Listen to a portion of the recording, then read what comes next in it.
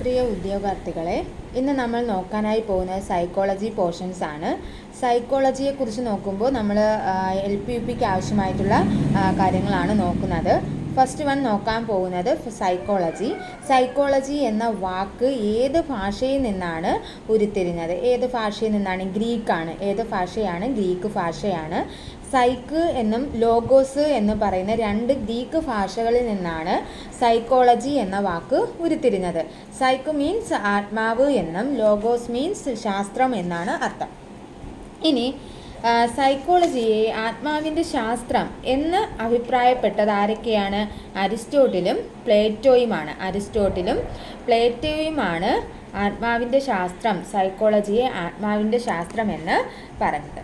ഇനി സൈക്കോളജിയെ മനസ്സിൻ്റെ ശാസ്ത്രം എന്ന് വിശേഷിപ്പിച്ചത് ആരാണ്? അത് കാൻ്റാണ്. അതായത് സൈക്കോളജിയെ മനസ്സിൻ്റെ ശാസ്ത്രം എന്ന് പറഞ്ഞത് ആരാണ്? കാൻ്റാണ്.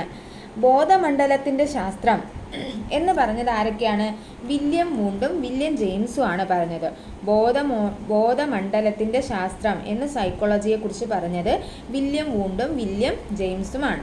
ഇനി വ്യവഹാരത്തിൻ്റെ ശാസ്ത്രം എന്ന് പറഞ്ഞത് ആരാ? അത് JB വാട്സൺ ആണ് അല്ലേ? ഓക്കെ, വ്യവഹാരത്തിൻ്റെ ശാസ്ത്രം എന്ന് പറഞ്ഞത് JB വാട്സൺ ആണ്. ഇനി ആദ്യം സൈക്കോളജിക്ക് അതിൻ്റെ ആത്മാവ് നഷ്ടമായി, പിന്നെ അതിന് മനസ്സ് നഷ്ടമായി, പിന്നെ അതിന് ബോധം നഷ്ടപ്പെട്ടു, ഇപ്പോഴും അതിന് ഏതോ തരത്തിലുള്ള വ്യവഹാരമുണ്ട് എന്ന് അഭിപ്രായപ്പെട്ടത് ആരാണ്? RS വൂഡ്സ്വർത്ത് ആണ് അഭിപ്രായപ്പെട്ടത്. എന്താണ് അഭിപ്രായപ്പെട്ടത്? ആദ്യം സൈക്കോളജിക്ക് അതിൻ്റെ ആത്മാവ് നഷ്ടമായി, പിന്നെ അതിന് മനസ്സ് നഷ്ടമായി, പിന്നെ അതിന് ബോധം നഷ്ടപ്പെട്ടു, ഇപ്പോഴും അതിന് ഏതോ തരത്തിലുള്ള വ്യവഹാരമുണ്ട് എന്നാണ് അഭിപ്രായപ്പെട്ടത്. ഇനി വില്യം വൂണ്ടിൻ്റെ ഒരു പ്രത്യേകത നോക്കാം. അതായത് മനഃശാസ്ത്രത്തിൻ്റെ പിതാവ് എന്നറിയപ്പെടുന്നത് ആരെയാണ്? വില്യം വൂണ്ടിനെയാണ്. മനഃശാസ്ത്രത്തിൻ്റെ പിതാവ് എന്നറിയപ്പെടുന്നത് വില്യം വൂണ്ടിനെയാണ്. മനഃശാസ്ത്ര പഠനത്തിൻ്റെ പിതാവ് എന്നറിയപ്പെടുന്നത് ആരെയാണ്? വില്യം വൂണ്ടാണ്. ആദ്യമായി മനഃശാസ്ത്ര പരീക്ഷണശാല ആരംഭിച്ചത് ആരാണ്? അതും വില്യം വൂണ്ടാണ്. ഓക്കെ, 1879 ലിപ്സിംഗ് ആണ് ഇദ്ദേഹം സ്റ്റാർട്ട് ചെയ്ത മനഃശാസ്ത്ര പരിശീലനശാല എന്ന് പറയുന്നത്. അപ്പോൾ മനഃശാസ്ത്രത്തിൻ്റെ പിതാവ്, മനഃശാസ്ത്ര പരീക്ഷണത്തിൻ്റെ പിതാവ്, ആദ്യമായി മനഃശാസ്ത്ര പരീക്ഷണശാല, ഇതൊക്കെ ആരുടെ വിശേഷണങ്ങളാണ്? ഈ വില്യം വൂണ്ടിൻ്റെ സംഭാവനകളാണ്. ഓക്കെ, അടുത്ത് ആധുനിക മനഃശാസ്ത്രത്തിൻ്റെ പിതാവ് ആരാണ്? ആധുനിക മനഃശാസ്ത്രത്തിൻ്റെ പിതാവ് സിഗ്മണ്ട് ഫ്രോയിഡ് ആണ്. ആരാണ്? സിഗ്മണ്ട് ഫ്രോയിഡ് ആണ്. മനഃശാസ്ത്ര എന്ന പദം ആദ്യമായി ഉപയോഗിച്ചത് ആരാണ്? റുഡോൾഫാണ്. ആരാണ്? റുഡോൾഫാണ്. മനഃശാസ്ത്രം എന്ന പദം ആദ്യമായിട്ട് ഉപയോഗിച്ചത് റുഡോൾഫാണ്. അനുഭവങ്ങളുടെയും വ്യവഹാരങ്ങളെയും കുറിച്ചുള്ള പഠനം എന്ന് അഭിപ്രായപ്പെട്ടത് ആരാണ്? സ്കിന്നറാണ്. അതായത് മനഃശാസ്ത്രത്തെ, സൈക്കോളജിയെ അനുഭവങ്ങളുടെയും വ്യവഹാരങ്ങളെയും കുറിച്ചുള്ള പഠനം എന്ന് അഭിപ്രായപ്പെട്ടത് ആരാണ്? സ്കിന്നറാണ്. പരിസ്ഥിതിയും വ്യക്തിയും തമ്മിലുള്ള പരസ്പര ബന്ധത്തെക്കുറിച്ച് പ്രതിപാദിക്കുന്ന ശാസ്ത്ര ശാഖയാണ് സൈക്കോളജി എന്ന് അഭിപ്രായപ്പെട്ടത് ആരാണ്? മർഫിയാണ്. പരിസ്ഥിതിയും വ്യക്തിയും തമ്മിലുള്ള പരസ്പര ബന്ധത്തെക്കുറിച്ച് പ്രതിപാദിക്കുന്ന ശാസ്ത്ര ശാഖയാണ് സൈക്കോളജി എന്ന് വിശേഷിപ്പിച്ചത് ആരാണ്? മർഫിയാണ്. ഓക്കെ, നെക്സ്റ്റ് മാനസിക പ്രക്രിയയെയും വ്യവഹാരങ്ങളെയും കുറിച്ചുള്ള പഠനം എന്ന് അഭിപ്രായപ്പെട്ടത് ആരാണ്? റോബർട്ട് എ ബാരോൺ ആണ് അഭിപ്രായപ്പെട്ടത്. മാനസിക പ്രക്രിയകളെയും വ്യവഹാരങ്ങളെയും കുറിച്ചുള്ള പഠനം എന്ന് അഭിപ്രായപ്പെട്ടത് ആരാണ്? റോബർട്ട് എ ബാരോൺ ആണ്. ഇനി മനസ്സിനെ കുറിച്ചുള്ള ശാസ്ത്രീയ പഠനം എന്ന് പറഞ്ഞത് ആരാ? CF വാലന്റീൻ ആണ്. മനസ്സിനെ കുറിച്ചുള്ള ശാസ്ത്രീയ പഠനം എന്ന് പറഞ്ഞത് CF വാലന്റീൻ ആണ്. മനഃശാസ്ത്രം മാനവ വ്യവഹാരങ്ങളെയും മനുഷ്യബന്ധങ്ങളെയും കുറിച്ചുള്ള പഠനം എന്ന് പറഞ്ഞത് ക്രോയാണ്. എന്താണ്? മനഃശാസ്ത്രം മാനവ വ്യവഹാരങ്ങളെയും മനുഷ്യബന്ധത്തെയും കുറിച്ചുള്ള പഠനം എന്ന് പറഞ്ഞത് ക്രോയാണ്. മനഃശാസ്ത്രം ബാഹ്യലോകവുമായി സമ്പർക്കം പുലർത്തുന്ന ജീവികളുടെ വ്യവഹാരത്തിൻ്റെ ശാസ്ത്രീയ പഠനം എന്ന് അഭിപ്രായപ്പെട്ടത് ആരാണ്? കത്ത് കോഫ്റ്റയാണ് അഭിപ്രായപ്പെട്ടത്. മനഃശാസ്ത്രം ബാഹ്യ ലോകവുമായി സമ്പർക്കം പുലർത്തുന്ന ജീവികളുടെ വ്യവഹാരത്തിൻ്റെ ശാസ്ത്രീയ പഠനം എന്നാണ് അഭിപ്രായപ്പെട്ടത്. ഓക്കെ, ഇനി വിദ്യാഭ്യാസ മനഃശാസ്ത്രത്തെ പറ്റിയുള്ള നിർവചനങ്ങൾ നോക്കാം.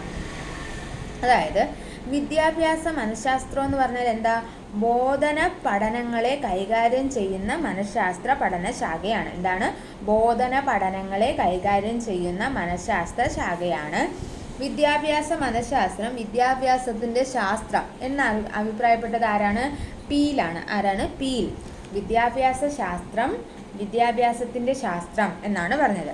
വ്യക്തിയുടെ ജനനം മുതൽ വാർദ്ധക്യം ഉൾപ്പെടെയുള്ള കാലഘട്ടങ്ങളിലെ പഠനാനുഭവങ്ങളെ വിവരിക്കുകയും വിശദീകരിക്കുകയും ചെയ്യുന്നു എന്നഭിപ്രായപ്പെട്ടത് ആരാണ്? ക്രോയാണ്. അതായത് വിദ്യാഭ്യാസ മനഃശാസ്ത്രം എന്നാൽ വ്യക്തിയുടെ ജനനം മുതൽ വാർദ്ധക്യം ഉൾപ്പെടെയുള്ള കാലഘട്ടങ്ങളിലെ പഠനാനുഭവങ്ങളെ വിവരിക്കുകയും വിശദീകരിക്കുകയും ചെയ്യുന്നു എന്ന് അഭിപ്രായപ്പെട്ടത് ആരാണ്?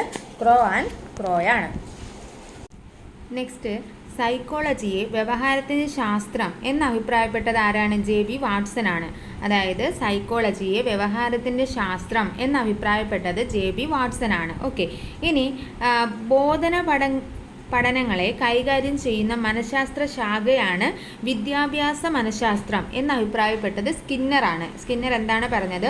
ബോധന പഠനങ്ങളെ കൈകാര്യം ചെയ്യുന്ന മനഃശാസ്ത്ര ശാഖയാണ് വിദ്യാഭ്യാസ മനഃശാസ്ത്രം എന്ന് അഭിപ്രായപ്പെട്ടത് സ്കിന്നറാണ്. ഓക്കെ, ഇനി വിദ്യാഭ്യാസ മനഃശാസ്ത്രം എന്നത് വ്യത്യസ്ത മനഃശാസ്ത്ര ശാഖകളുടെ സങ്കലനമാണ് എന്ന് വിശ്വസിച്ചിരുന്ന ശാസ്ത്രജ്ഞനാണ് ഓസ്ബൽ. എന്താണ്? വിദ്യാഭ്യാസ മനഃശാസ്ത്രം എന്നത് വ്യത്യസ്ത മനഃശാസ്ത്ര ശാഖകളുടെ സങ്കലനമാണ്. ഓക്കെ, വിദ്യാഭ്യാസ മനഃശാസ്ത്രം എന്നത് വ്യത്യസ്ത മനഃശാസ്ത്ര ശാഖകളുടെ സങ്കലനമാണ് എന്ന് പറഞ്ഞത് ആരാണ്? ഓസ്ബൽ ആണ്. ഇനി മനഃശാസ്ത്രത്തെ ആത്മാവിൻ്റെ ശാസ്ത്രം എന്ന് പറഞ്ഞത് ആരാണ്? കാന്റാണ്. ഓക്കെ, അടുത്ത് നമ്മൾ പറഞ്ഞു സിഗ്മണ്ട് ഫ്രോയിഡ് അല്ലേ? സിഗ്മണ്ട് ഫ്രോയിഡ് ആണ് ആധുനിക മനഃശാസ്ത്രത്തിൻ്റെ പിതാവ്. അദ്ദേഹം ആവിഷ്കരിച്ച സിദ്ധാന്തത്തിൻ്റെ പേരെന്താണ്? മനോവിശ്ലേഷണ സിദ്ധാന്തം എന്നാണ്. എന്താണ്? മനോവിശ്ലേഷണ സിദ്ധാന്തമാണ് സിഗ്മണ്ട് ഫ്രോയിഡിൻ്റെ സിദ്ധാന്തത്തിൻ്റെ പേര്.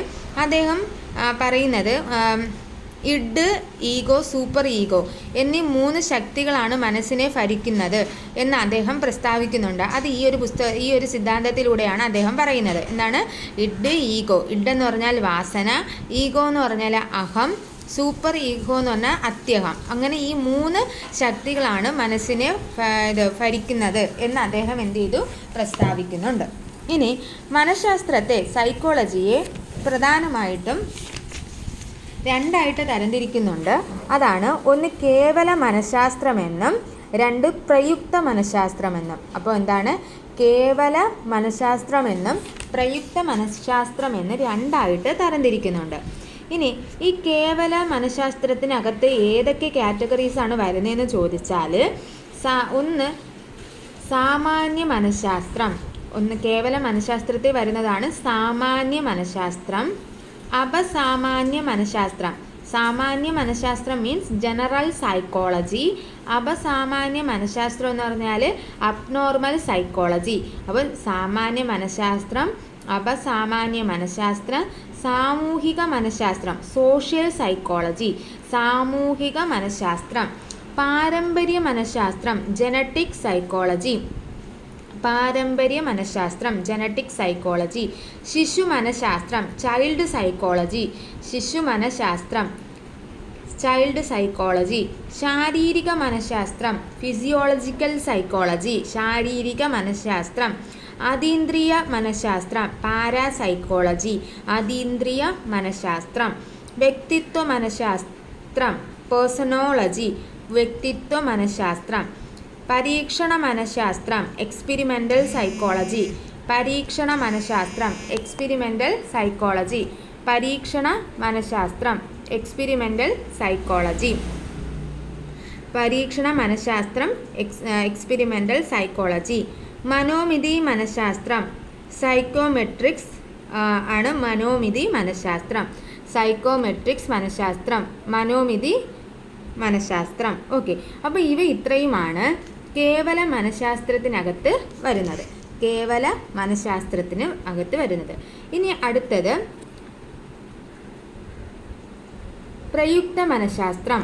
പ്രയുക്ത മനഃശാസ്ത്രം. പ്രയുക്ത മനഃശാസ്ത്രം അതിനകത്ത് വരുന്ന കാറ്റഗറീസ് ആണ് വിദ്യാഭ്യാസ മനഃശാസ്ത്രം, എഡ്യൂക്കേഷണൽ സൈക്കോളജി.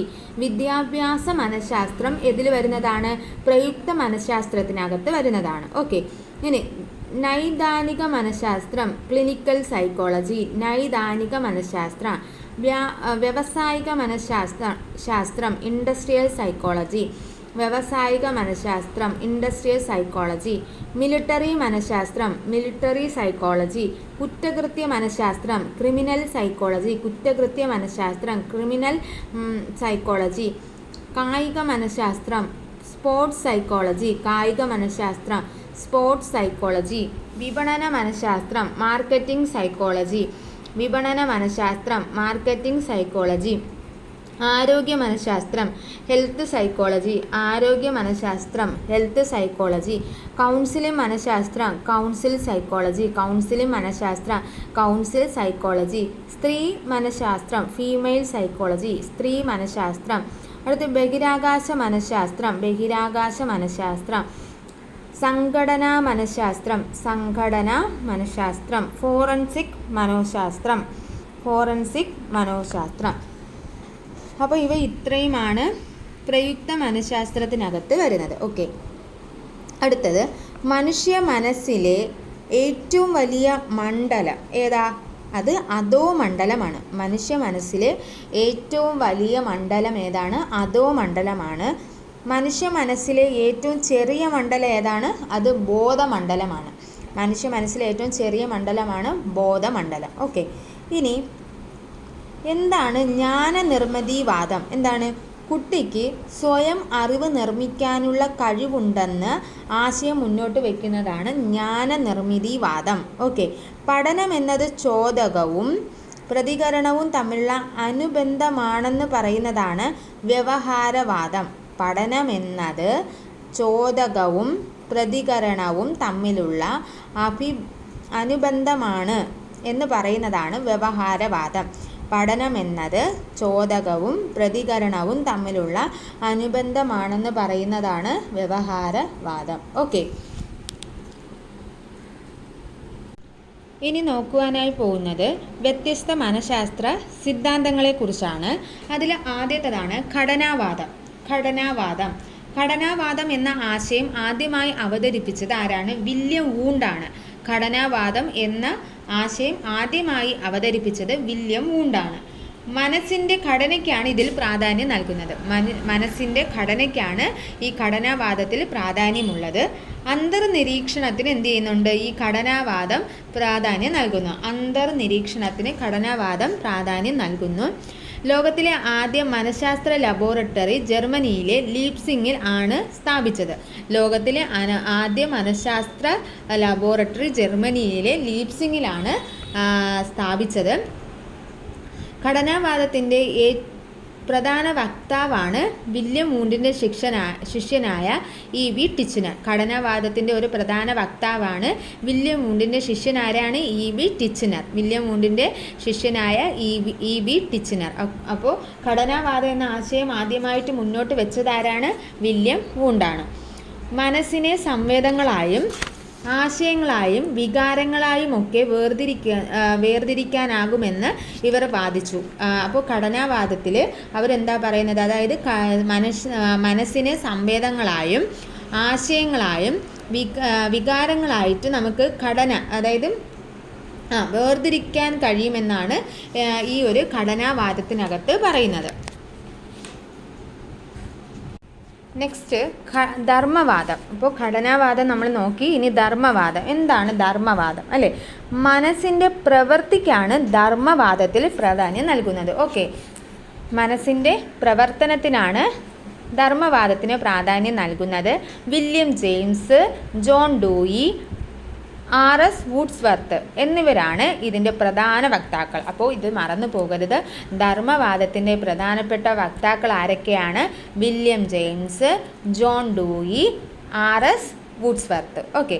പഠനം, ഓർമ്മ പ്രചോദനം, പ്രശ്ന അപഗ്രഥനം തുടങ്ങിയവ ധർമ്മവാദങ്ങളാണ്. അപ്പോൾ നമ്മൾ ലേൺ ചെയ്യുന്നത്, പഠിക്കുന്നത്, പിന്നെന്താണ് നമ്മൾ അതിനെ ഓർത്തെടുക്കുന്നത്, പഠിക്കാനുള്ള ഒരു പ്രചോദനം, അപഗ്രഥനം, ഇവയെല്ലാം ധർമ്മവാദങ്ങളാണ്. ഓക്കെ, ഇനി മനഃശാസ്ത്ര തത്വങ്ങൾ എന്ന പുസ്തകം എഴുതിയത് ആരാണ്? നമ്മൾ ഇതിനകത്ത് പറഞ്ഞ പ്രധാന വക്താവായ വില്യം ജെയിംസ് ആണ് മനഃശാസ്ത്ര തത്വങ്ങൾ എന്ന പുസ്തകം എഴുതിയത്. അപ്പോൾ എന്താണ് മനഃശാസ്ത്ര തത്വങ്ങൾ എന്ന പുസ്തകം എഴുതിയത് ആരാണ്? വില്യം ജെയിംസ് ആണ്. അടുത്തത് സൈക്കോ അനാലിസിസ് അല്ലെങ്കിൽ മാനസികാപഗ്രഥനം. സൈക്കോ അനാലിസിസിനെ കുറിച്ച് നോക്കാം. മാനസിക അപഗ്രഥനം എന്ന ആശയം മുന്നോട്ട് വെച്ചത് ആരാണ്? സിഗ്മണ്ട് ഫ്രോയിഡ് ആണ്. ചലനാത്മകതയെ അടിസ്ഥാനപ്പെടുത്തി മനുഷ്യ മനസ്സിനെ ബോധമനസ്സ്, ഉപമനസ്സ്, അബോധ മനസ്സ് എന്നിങ്ങനെ എന്ത് ചെയ്തു വേർതിരിച്ചു. അപ്പോൾ ചലനാത്മകതയെ അടിസ്ഥാനമാക്കി ഈ ഒരു ഈ സൈക്കോ അനാലിസിസ് തിയറിയിൽ സിഗ്മണ്ട് ഫ്രോയിഡ് മൂന്ന് ഭാഗങ്ങളായിട്ട് തിരിച്ചു. ബോധ മനസ്സ്, ഉപബോധ മനസ്സ്, അബോധ മനസ്സ് എന്നിങ്ങനെയാണ്. ഇനി അബോധമണ്ഡലം ചെറുതും അബോധമണ്ഡലം വലുതും ബോധമണ്ഡലം ചെറുതുമാണ് എന്നുള്ള കാര്യം നമ്മൾ പറഞ്ഞു. ഇനി ജന്മവാസനകൾ, ഉത്കണ്ഠകൾ, അടിച്ചമർത്തപ്പെട്ട വികാരങ്ങൾ എന്നിവയുടെ കേന്ദ്രമാണ് അബോധ മനസ്സ്. അപ്പോൾ എന്താണ്? ജന്മവാസനകൾ, ഉത്കണ്ഠകൾ, അടിച്ചമർത്തപ്പെട്ട വികാരങ്ങൾ ഇതെല്ലാം അബോധ മനസ്സിലാണ് ഉള്ളത്. ഓക്കെ, ഇനി ബോധാവസ്ഥയാണ് ബോധമണ്ഡലത്തെ സൂചിപ്പിക്കുന്നത്. അപ്പോൾ അത് ഓക്കെയാണ്. അടുത്തത് ചേഷ്ടാവാദം, വർത്തനവാദം അല്ലെങ്കിൽ ചേഷ്ടാവാദം എന്ന് പറയും. ഇതിനകത്ത് പരിസ്ഥിതിക്കും ബാഹ്യ നിരീക്ഷണത്തിനും പ്രാധാന്യം നൽകിയിട്ടുണ്ട്. ഓക്കെ, അപ്പോൾ ചേഷ്ടാവാദം അല്ലെങ്കിൽ വർത്തനവാദത്തിനകത്ത് പരിസ്ഥിതിക്കും ബാഹ്യ നിരീക്ഷണത്തിനും പ്രാധാന്യം നൽകി മനസ്സും ആത്മാവും പരാമർശിക്കപ്പെടാത്ത മനഃശാസ്ത്ര ചിന്തയാണ് വർത്തനവാദം. ഓക്കെ, മനസ്സും ആത്മാവും പരാമർശിക്കപ്പെടാത്ത മനഃശാസ്ത്ര ചിന്തയാണ് ഈ ചേഷ്ടാവാദം എന്ന് പറയും. മനസ്സും ആത്മാവും പരാമർശിക്കപ്പെടാത്ത വാദമാണ് ഈ ചേഷ്ടാവാദം. മനസ്സിനേക്കാൾ പ്രാധാന്യം വ്യവഹാരത്തിന് നൽകുന്നു. ഈ വ്യവഹാരം എന്ന് പറഞ്ഞാൽ എന്താ? അത് ബിഹേവിയർ ആണ് കേട്ടോ. അപ്പം മനസ്സിനേക്കാൾ പ്രാധാന്യം ബിഹേവിയറിന് നൽകുന്നു അല്ലെങ്കിൽ വ്യവഹാരത്തിന് നൽകുന്നു. ഇതാണ് ചേഷ്ടാവാദം അല്ലെങ്കിൽ വർത്തനവാദം എന്ന് പറയുന്നത്. മനുഷ്യ വ്യവഹാരങ്ങളിൽ പാരമ്പര്യത്തിനു ഉള്ള സ്വാധീനത്തെ എന്ത് ചെയ്തിട്ടുണ്ട്? ഇതിനകത്ത് തിരസ്കരിച്ചിട്ടുണ്ട്. മനുഷ്യ വ്യവഹാരങ്ങളിൽ പാരമ്പര്യത്തിനുള്ള സ്വാധീനത്തെ ഇതിനകത്ത് എന്ത് ചെയ്തിട്ടുണ്ട്? തിരസ്കരിച്ചിട്ടുണ്ട്. ഓക്കെ, അടുത്ത് ഗസ്റ്റാൾട്ട് മനഃശാസ്ത്രം. അടുത്ത് വന്നിട്ടാണ് ഗസ്റ്റാൾട്ട് മനഃശാസ്ത്രം. ഇത് നമുക്കറിയാം, ജർമ്മൻ മനഃശാസ്ത്രജ്ഞനായ മാർക്സ് വെർത്തിമറാണ് ഈ ഗസ്റ്റാൾട്ട് മനഃശാസ്ത്രം മുന്നോട്ട് വെച്ചത്. ഓക്കെ, മാർക്സ് വെർത്തിമറാണ് ഗസ്റ്റാൾട്ട് സൈക്കോളജിയെ മുന്നോട്ട് വെച്ചത്. ഇതിനകത്ത് എന്താ പറയുന്നത്? സാകല്യ രൂപം അഥവാ സമഗ്രം എന്നാണ് ഗസ്റ്റാൾട്ട് എന്ന പദത്തിൻ്റെ അർത്ഥം. അപ്പോൾ ഗസ്റ്റാൾട്ട് എന്ന പദത്തിൻ്റെ അർത്ഥം എന്താണ്? സാകല്യ രൂപം അഥവാ സമഗ്രം എന്നാണ് അർത്ഥം. ഭാഗങ്ങളുടെ ആകത്തുകയേക്കാൾ വലുതാണ് സമഗ്രത എന്നാണ് ഗസ്റ്റാൾട്ട് സിദ്ധാന്തത്തിൻ്റെ അടിസ്ഥാന കാഴ്ചപ്പാട്. അപ്പോൾ ഗസ്റ്റാൾട്ട് സിദ്ധാന്തം പറയുന്നത് എന്താണ്? ഭാഗങ്ങളുടെ ആകത്തുകയേക്കാൾ വലുതാണ് സമഗ്രത. ഭാഗങ്ങളുടെ ആകത്തുകയേക്കാൾ വലുതാണ് സമഗ്രത. ഭാഗങ്ങളുടെ ആകത്തുകയേക്കാൾ വലുതാണ് സമഗ്രത.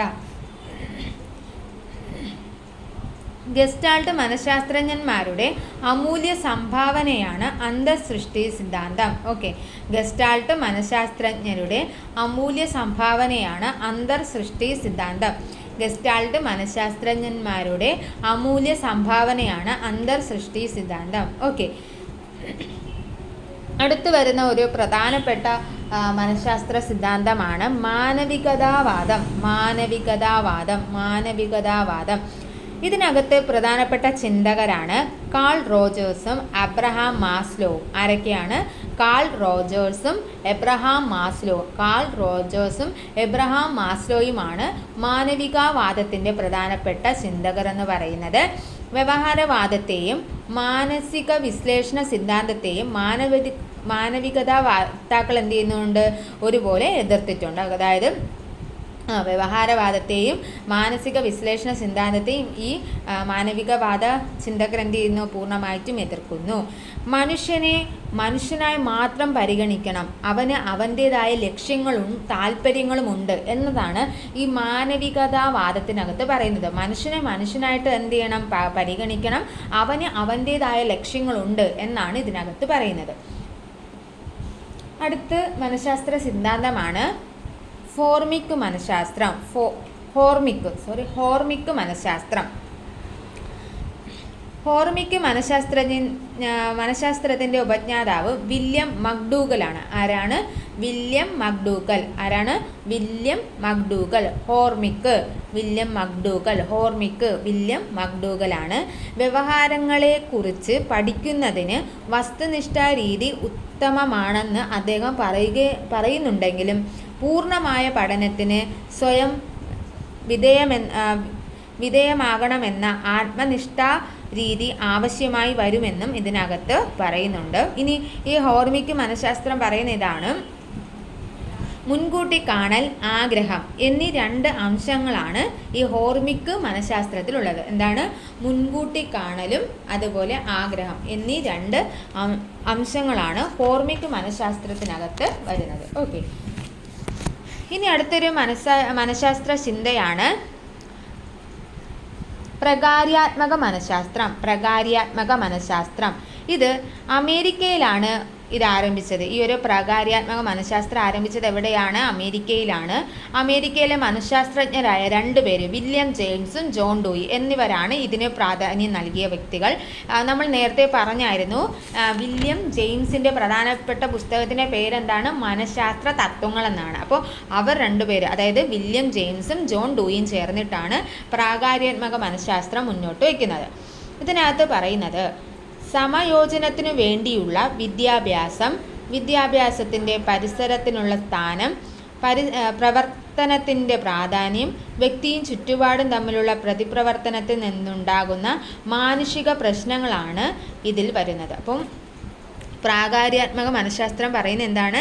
സമായോജനത്തിനു വേണ്ടിയുള്ള വിദ്യാഭ്യാസത്തിൻ്റെ പരിസരണത്തിനുള്ള സ്ഥാനം, പ്രവർത്തനത്തിനുള്ള സ്ഥാനം, പ്രവർത്തനത്തിൻ്റെ പ്രാധാന്യം, വ്യക്തിയും ചുറ്റുപാടും തമ്മിലുള്ള പ്രതിപ്രവർത്തനത്തിൽ നിന്നുണ്ടാകുന്ന മാനുഷിക പ്രശ്നങ്ങൾ എന്നിവയാണ് ഇതിനകത്ത് പ്രധാനമായിട്ടും വരുന്നത്. ഓക്കെ, ഇനി നമ്മൾ ഇതിനകത്ത് നോക്കാനായി പോകുന്നത് വിദ്യാഭ്യാസത്തിൻ്റെ മനഃശാസ്ത്ര സമീപനങ്ങളാണ്. അപ്പോൾ നമ്മൾ ഇതുവരെ നോക്കിയത് എന്തായിരുന്നു? വ്യത്യസ്ത മനഃശാസ്ത്ര സിദ്ധാന്തങ്ങളെക്കുറിച്ച് നോക്കി. അടുത്ത ടോപ്പിക്ക് വരുന്നത് വിദ്യാഭ്യാസത്തിലെ മനഃശാസ്ത്ര സമീപനങ്ങളെ കുറിച്ചിട്ടാണ്. അപ്പോൾ അതിനകത്ത് നമുക്ക് പ്രധാനമായിട്ട് നോക്കാനുള്ളത് 1 വ്യവഹാരിക സമീപനം, 2 വൈജ്ഞാനിക സമീപനം, 3 മനോവിശ്ലേഷണ സമീപനം, 4 ന്യൂറോബയോളജിക്കൽ സമീപനം, 5 മാനവിക സമീപനം, 6 പരീക്ഷണ രീതി. ഇവ ഇത്രയുമാണ്. ഓക്കെ, അപ്പോൾ നമുക്ക് ആദ്യത്തെ നോക്കാം, വ്യവഹാരിക സമീപനം. ഓക്കെ, ഈ വ്യവഹാരിക സമീപനം എന്ന ആശയം അല്ലെങ്കിൽ ഈ ഒരു സമീപനത്തിൻ്റെ വക്താവ് ആരാണ്? JB വാട്സൺ ആണ്. ആരാണ്? JB വാട്സൺ ആണ്. വ്യവഹാരിക സമീപനത്തിൻ്റെ വക്താവെന്ന് പറയുന്നത് JB വാട്സൺ ആണ്. ഇതിലെന്താ പറയുന്നത്? മനുഷ്യന് അവൻ്റെ സാഹചര്യങ്ങളിൽ കൂടി മനസ്സിലാകുകയാണ് വിദ്യാഭ്യാസത്തിൻ്റെ ധർമ്മം എന്നാണ് ഇദ്ദേഹം പറയുന്നത്. അപ്പം ഈ വ്യവഹാരിക സമീപനത്തിലൂടെ JB വാട്സൺ പറയുന്നത് ഇങ്ങനെയാണ്: മനുഷ്യന് അവൻ്റെ സാഹചര്യങ്ങളിൽ കൂടി മനസ്സിലാകുകയാണ് വിദ്യാഭ്യാസത്തിൻ്റെ ലക്ഷ്യമെന്നാണ് പറയുന്നത്. ഓക്കെ, ഇനി നിരീക്ഷിക്കാവുന്നതും അളക്കാവുന്നതുമായ വസ്തുക്കളെയാണ് പഠനത്തിന് വിധേയമാക്കേണ്ടതെന്നും ഈ സമീപനത്തിനകത്ത് പറയുന്നുണ്ട്. നിരീക്ഷിക്കാവുന്നതും അളക്കാവുന്നതുമായ വസ്തുക്കളെയാണ് ഇതിനകത്ത് വിധേയമാക്കേണ്ടത് എന്നും ഇതിനകത്ത് പറയുന്നുണ്ട്. നെക്സ്റ്റ് സമീപനമാണ് വൈജ്ഞാനിക സമീപനം. ഇതിനകത്ത് എന്താ പറയുന്നത്? വിജ്ഞാന ശകലങ്ങൾ ഒരു വ്യക്തി എങ്ങനെയാണ് ഉൾക്കൊള്ളുന്നതെന്നും എങ്ങനെയാണ് അവയെ വിശകലനം ചെയ്ത് സ്വാംശീകരിക്കുന്നതെന്നുമുള്ള കാര്യങ്ങളാണ് ഇതിനകത്ത് പ്രാധാന്യം നൽകുന്നത്. വിജ്ഞാന ശകലങ്ങൾ ഒരു വ്യക്തി എങ്ങനെയാണ് ഉൾക്കൊള്ളുന്നതെന്നും എങ്ങനെയാണ് അവയെ വിശകലനം ചെയ്ത് സ്വാംശീകരിക്കുന്നതും എന്നുള്ളതാണ് ഈ വൈജ്ഞാനിക സമീപനത്തിനകത്ത് വരുന്നത്. ഓക്കെ, ഇനി മനോവിശ്ലേഷണ സമീപനം. ഇതിനകത്ത് ബാല്യകാല അനുഭവങ്ങൾ ഭാവിയിൽ വ്യക്തിയുടെ സ്വഭാവത്തെയും മാനസിക പ്രശ്നങ്ങളെയും സ്വാധീനിക്കുന്നു എന്നതാണ് മനോവിശ്ലേഷണ സമീപനത്തിൽ പറയുന്നത്. എന്താണ് മനോവിശ്ലേഷണ സമീപനത്തിൽ പറയുന്നത്? ബാല്യകാല അനുഭവങ്ങൾ ഭാവിയിൽ വ്യക്തിയുടെ സ്വഭാവത്തെയും മാനസിക പ്രശ്നങ്ങളെയും സ്വാധീനിക്കുന്നു എന്നാണ് ഇതിനകത്ത് പറയുന്നത്. ഇനി ഈ മനോവിശ്ലേഷണ സമീപനത്തിൻ്റെ ഉപജ്ഞാതാവ് ആരാണ്? സിഗ്മണ്ട് ഫ്രോയിഡ് ആണ്. അത് നമ്മൾ നേരത്തെ പറഞ്ഞു. അദ്ദേഹം ഇതിലൂടെ എന്താ വിവരിക്കുന്നത്? 3 തലങ്ങളെക്കുറിച്ച് പറയുന്നുണ്ട്. അബോധമണ്ഡലം, ബോധമണ്ഡലം, അബോധതലം, ബോധതലം, എന്താണ് ബോധപൂർവ തലം എന്നിങ്ങനെ 3 ആയിട്ട് എന്ത് ചെയ്യുന്നുണ്ട്? മനുഷ്യ മനസ്സിനെ അദ്ദേഹം തിരിക്കുന്നുണ്ട്. ഓക്കെ, അടുത്തത് ന്യൂറോബയോളജിക്കൽ സമീപനത്തിനകത്ത് എന്താ പറയുന്നത് നോക്കാം. നാഡീവ്യവസ്ഥയുടെ സ്വഭാവം ആശ്രയിച്ചാണ് മനുഷ്യരുടെ ചിന്ത, വികാരം എന്നിവയുണ്ടാകുന്നത് എന്നാണ് ഇതിനകത്ത് പറയുന്നത്. അപ്പോൾ ന്യൂറോബയോളജിക്കൽ സമീപനത്തിനകത്ത് എന്താ പറയുന്നത്? നാഡീവ്യവസ്ഥയുടെ സ്വഭാവം ആശ്രയിച്ചാണ് മനുഷ്യരുടെ ചിന്ത, വികാരം എന്നിവയുണ്ടാകുന്നത് എന്നാണ് അദ്ദേഹം പറയുന്നത്. ഓക്കെ, അടുത്ത് വരുന്നത് മാനവിക സമീപനം എന്നാൽ മനുഷ്യരുടെ ലക്ഷ്യങ്ങളെയും സമീപനങ്ങളെയും വിശകലനം നടത്തുകയാണ് ചെയ്യുന്നത്. മനുഷ്യരുടെ ലക്ഷ്യങ്ങളെയും സമീപനങ്ങളെയും വിശകലനം ചെയ്യുകയാണ് മാനവിക സമീപനത്തിനകത്ത് ചെയ്യുന്നത്. ഭൗതികവും ആത്മീയവുമായ ആഗ്രഹങ്ങളും ലക്ഷ്യങ്ങളും ഉള്ള ഒരു സാമൂഹിക മാനസിക ജീവിയായ ഈ മനുഷ്യനെ കണക്കാക്കുന്ന സമീപനമാണിത്. മാനവിക സമീപനത്തിൻ്റെ പ്രധാനപ്പെട്ട വക്താക്കൾ ആരൊക്കെയെന്ന് പഠിച്ചു വെക്കണം. Call Rogers, glazed, Chrome's, Abraham Maslow. അപ്പോൾ ആരൊക്കെയാണ്? കാൾ റോജേഴ്സ്, ഗ്ലേസർ, ക്രോപ്സ്, അതുപോലെ എബ്രഹാം മാസ്ലോ. ആരൊക്കെയാണ്? Call Rogers, glazed, Chrome's, Abraham Maslow. ഇവർ 4 പേരും മാനവിക സമീപനത്തിൻ്റെ വക്താക്കളാണ്. അടുത്ത് വിദ്യാഭ്യാസത്തിലെ മനഃശാസ്ത്ര സമീപനമാണ് പരീക്ഷണ രീതി. എന്താണ് പരീക്ഷണ രീതി? അപ്പോൾ പരീക്ഷണ രീതി നോക്കാം.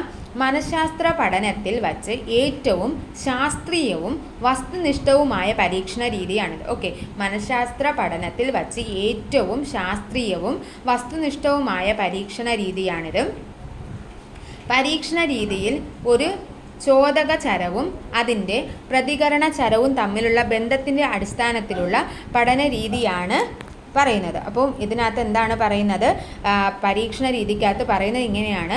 പരീക്ഷണ രീതിയിൽ ഒരു ചോദക ചരവും അതിൻ്റെ പ്രതികരണ ചരവും തമ്മിലുള്ള ബന്ധത്തിൻ്റെ അടിസ്ഥാനത്തിലുള്ള പഠന രീതിയാണ് പറയുന്നത്. ഓക്കെ, ഏത് ചരത്തിനെയാണോ പരീക്ഷണ വിധേയമാക്കുന്നത് അതിനെ സ്വതന്ത്ര ചരം എന്നാണ് പറയുന്നത്. അപ്പോൾ പരീക്ഷണ രീതിയിൽ വിധേയമാക്കുന്നതിനെ നമ്മൾ എന്ത് ചെയ്യുന്നു? അതിന് സ്വതന്ത്ര ചരം എന്നാണ് പറയുന്നത്. സ്വതന്ത്ര ചരം കാരണം ഉണ്ടാകുന്ന ചരങ്ങളെ പ്രതികരണ ചരം എന്നും പറയുന്നു. അപ്പോൾ സ്വതന്ത്ര ചരം കാരണം ഉണ്ടാകുന്ന ചരങ്ങളെ പ്രതികരണ ചരം എന്നും പറയുന്നു. അപ്പോൾ പരീക്ഷണ രീതിക്കകത്ത് മനഃശാസ്ത്ര പഠനങ്ങളിൽ വച്ച് ഏറ്റവും ശാസ്ത്രീയവും വസ്തുനിഷ്ഠവുമായ പരീക്ഷണ രീതിയാണ് പരീക്ഷണ രീതി.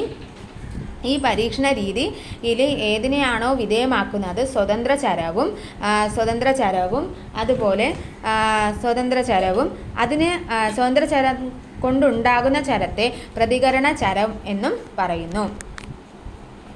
ഓക്കെ, ഈ പരീക്ഷണ രീതി എന്നത് ഒരു മനഃശാസ്ത്ര പഠന രീതിയാണ്. ഓക്കെ, ഇതുപോലെ മറ്റ് 4 പഠന രീതികളും കൂടിയുണ്ട്. അവയും കൂടി നോക്കാം. ഓക്കെ, അതിൽ ഒന്നാമത്തത് ആത്മപരിശോധനാ രീതി. ഓക്കെ, അപ്പോൾ പഠന രീതികളിൽ നമ്മൾ ആദ്യം പറഞ്ഞു പരീക്ഷണ രീതി പറഞ്ഞു. ഇനി അടുത്ത് വരുന്നതാണ് ആത്മപരിശോധനാ രീതി.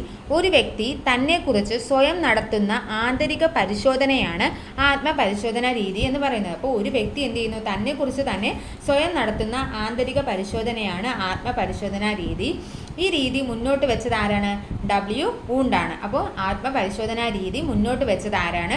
W. വൂണ്ടാണ്. ആത്മപരിശോധനാ രീതി മുന്നോട്ട് വെച്ചത് ആരാണ്? ആരാണ്? W. വൂണ്ടാണ്. നെക്സ്റ്റ് നിരീക്ഷണ രീതി. ഒരു വ്യക്തിയുടെ മാനസിക വ്യവഹാരത്തെ മറ്റ് വ്യക്തികൾ പരിശോധിക്കുന്ന രീതിയാണ് ഏത്? നിരീക്ഷണ രീതി എന്ന് പറയുന്നത്. അപ്പോൾ ഒരു വ്യക്തിയുടെ മാനസിക വ്യവഹാരത്തെ മറ്റ് വ്യക്തികൾ എന്ത് ചെയ്യുന്നു? പരിശോധിച്ചറിയുന്നു. ഇതാണ് നിരീക്ഷണ രീതി എന്ന് പറയുന്നത്. ഏറ്റവും ചെലവ് കുറഞ്ഞ രീതി കൂടിയാണിത്. ഏറ്റവും ചെലവ് കുറഞ്ഞ രീതിയാണ് ഈ ഒരു നിരീക്ഷണ രീതി എന്ന് പറയുന്നത്. ഓക്കെ, അടുത്തത് സർവേ രീതി. എന്താണ് അടുത്തത്? സർവേ രീതി. വിദ്യാഭ്യാസം, ടെലികമ്മ്യൂണിക്കേഷൻ തുടങ്ങി വിവിധ മേഖലകളിൽ പഠനങ്ങൾക്കായി സർവേ രീതി ഉപയോഗിക്കുന്നു. വിദ്യാഭ്യാസം, ടെലികമ്മ്യൂണിക്കേഷൻ തുടങ്ങിയ വിവിധ മേഖലകളിൽ എന്ത് ചെയ്യുന്നുണ്ട്? സർവേ രീതി ഉപയോഗിക്കുന്നു. അടുത്തത് ചികിത്സാ രീതി അല്ലേ? ചികിത്സാ രീതി എന്താ? പ്രശ്നങ്ങൾ, അതായത് ഒറ്റപ്പെട്ട രീതിയിൽ പ്രവർത്തിക്കുന്നതും മറ്റുള്ളവരിൽ നിന്ന് വ്യത്യസ്തത പുലർത്തുന്ന ശൈലിയോട് കൂടിയതുമായ വ്യക്തികളുടെ വ്യവഹാര സംബന്ധമായ പ്രശ്നങ്ങൾ പഠിക്കുന്നതിനും പരിഹരിക്കുന്നതിനും ഉപയോഗിക്കുന്ന ഏറ്റവും നല്ല മാർഗമാണ് ചികിത്സാ രീതി. അപ്പോൾ എന്താണ് ചികിത്സാ രീതി?